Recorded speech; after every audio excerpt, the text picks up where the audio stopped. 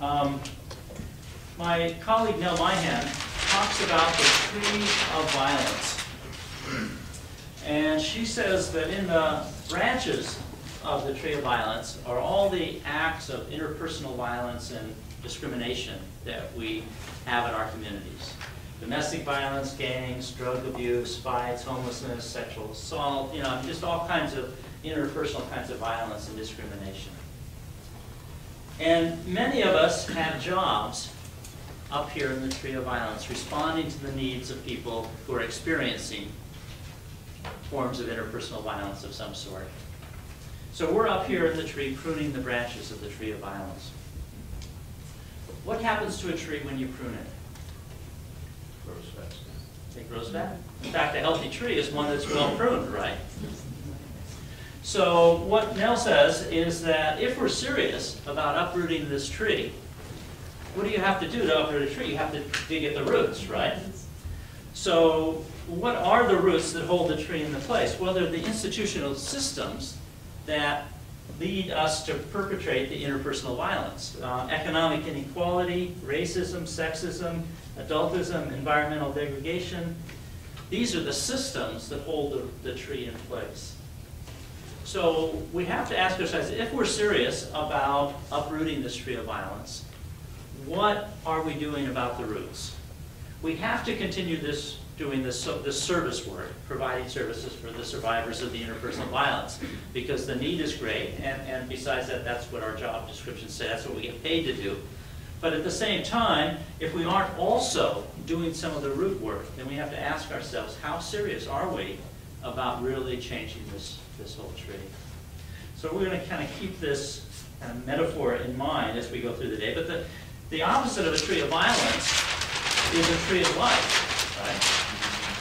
So when you think about the qualities that you would want in the relationships in your community, the interpersonal relationships, what would the branches look like?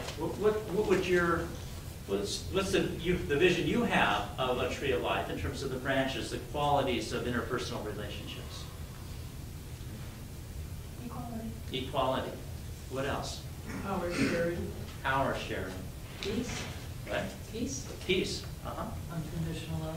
Unconditional love. What else? What would you envision your tree of life? What do the branches look like? Connection. Connection.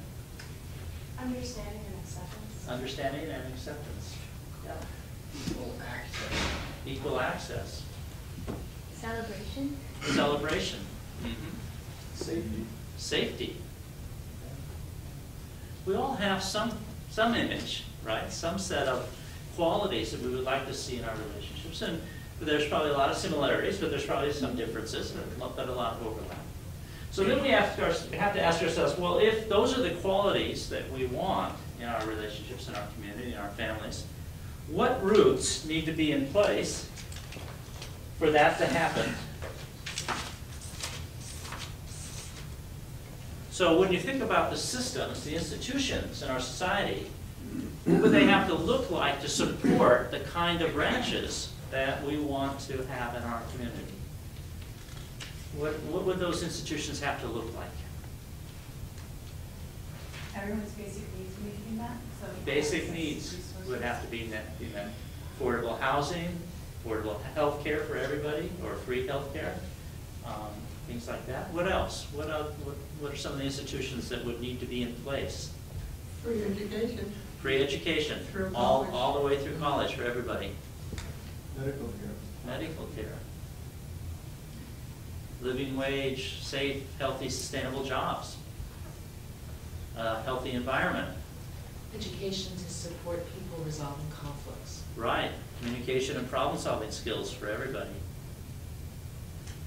So again, going back to the need to do root work, we have to ask ourselves, are we doing a piece of that root work ourselves? We have a vision. There's a community we would like to see. Am I doing a piece of working on one of these institution building issues?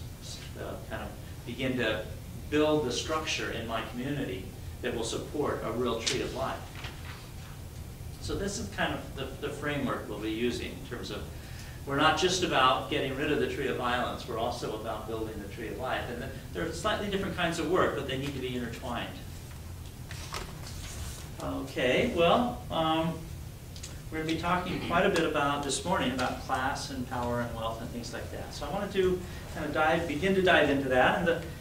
And the way I found most useful to do that is to begin to situate ourselves in our own class position before we start talking about the larger system. So I'm going to encourage you to sit back in your chairs, and I'm going to read some questions having to do with different areas of our lives in terms of class and economics. And I'd like you to just think to yourself about how you would answer these questions in terms of your own current class position, your own current economic position. And then we'll have a chance to look at some of that stuff. So I'll just pick a few areas to do this for. Starting with food. Do you always have enough food to eat? Have there been times when your other family members were hungry? Where does your family shop? What's the basic diet? Do you eat out a lot? Who cooks your meals? Is there an abundance of food? And how do other people in the urban, suburban, or rural area that you live in eat?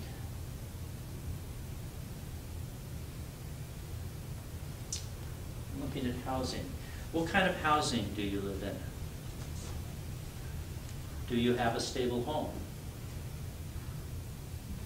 Have you ever been homeless? Who lives with you? Other relatives? Another family? Do you rent your home? Have you ever had to move because your family couldn't afford the rent? Does your family own their own home? Does everyone in your family have their own bedroom? Does your family have a vacation place or second home?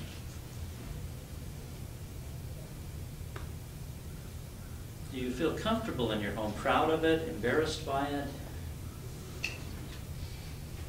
And how much of the family's budget goes towards housing expenses?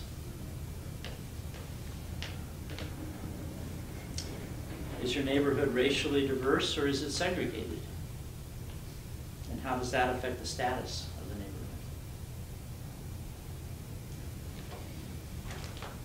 neighborhood? And in terms of work, what kind of work do you and other family members do? How steady is the work? How safe? How many hours a week do you have to work? Have there been periods of voluntary unemployment? Is one income adequate for the family? Or two? What kind of status is attached to your work? What kind of benefits?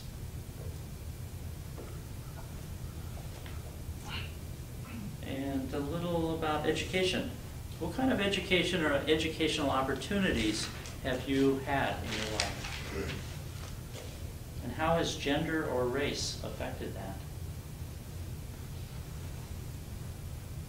What kinds of jobs has this education or lack of education made available to you or excluded you from?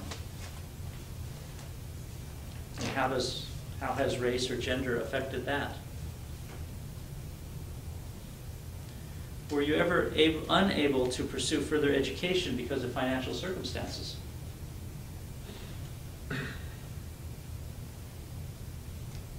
Where did you go to school? What was the class makeup of the school, of the surrounding schools? How were students tracked by class, race, and or gender within your school? How were you tracked? And what were the expectations of those around you about what you would do in your